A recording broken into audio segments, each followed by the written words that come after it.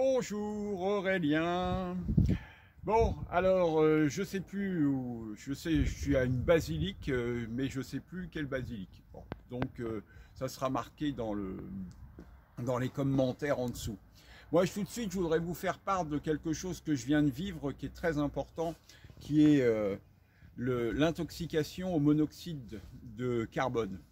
Alors on a eu de la chance parce que, alors nous sommes avec le camping-car bien évidemment, nous sommes dans le Perche et il y a 3 jours à peu près, nous avons eu une fuite de gaz. Bon, donc le gaz, ça a une odeur. Voilà.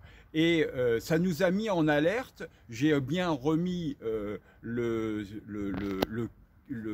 tuyau de gaz pour bien l'arrimer. Il n'y avait plus de fuite de gaz. Mais il y a quelques mois en arrière, vous le savez, j'avais fait réparer le camping-car dans un atelier de camping-car parce qu'on avait des fuites c'était plutôt comme le Titanic en fait.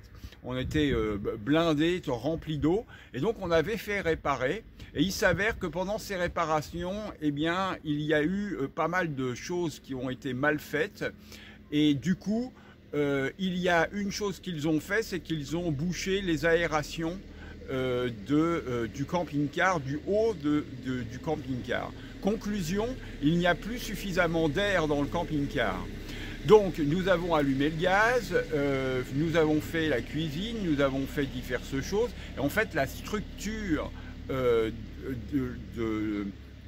l'étanchéité du camping-car est telle qu'en fait, ça empêche une bonne ventilation.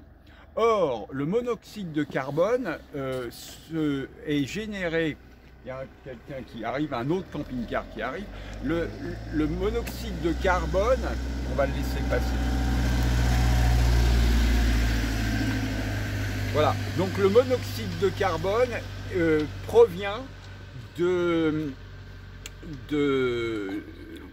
mauvaise combustion du gaz. Alors, il n'y a pas que le gaz, hein. Le bois est concerné, le charbon est concerné, le fioul est concerné, mais là, on parle spécifiquement du gaz.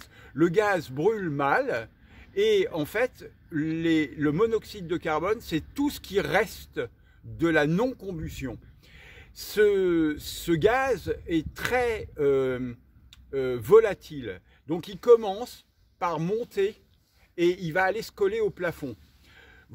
Enfin nous en l'occurrence, on était assis. Donc le temps que la caisse se remplisse du monoxyde, on ne se rend pas compte parce que ça n'a pas d'odeur.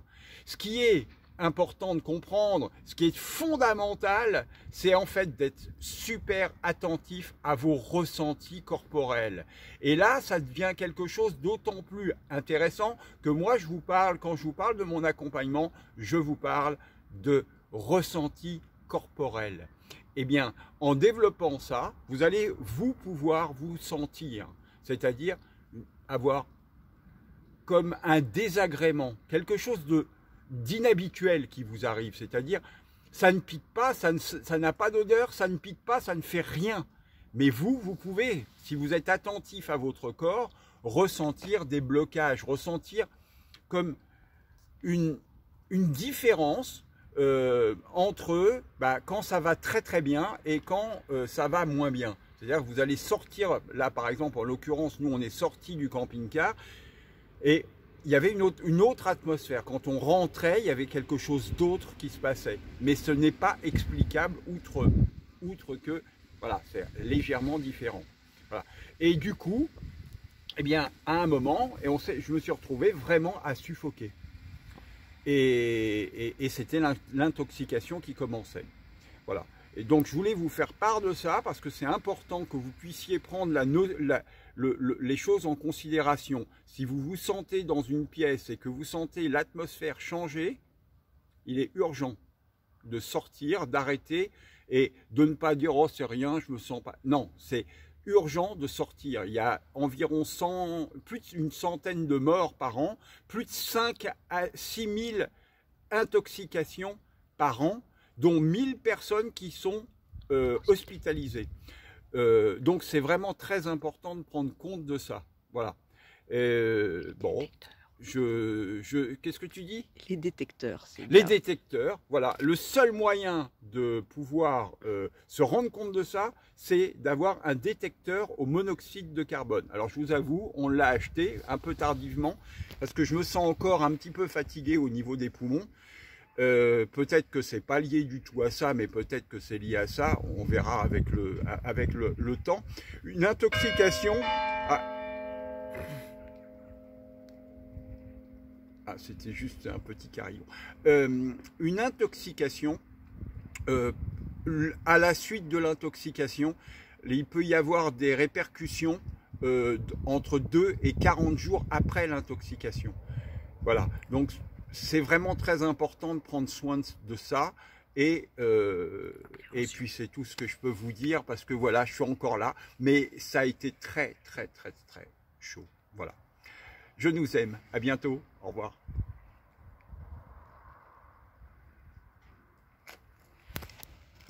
Bon, j'espère que c'est bon.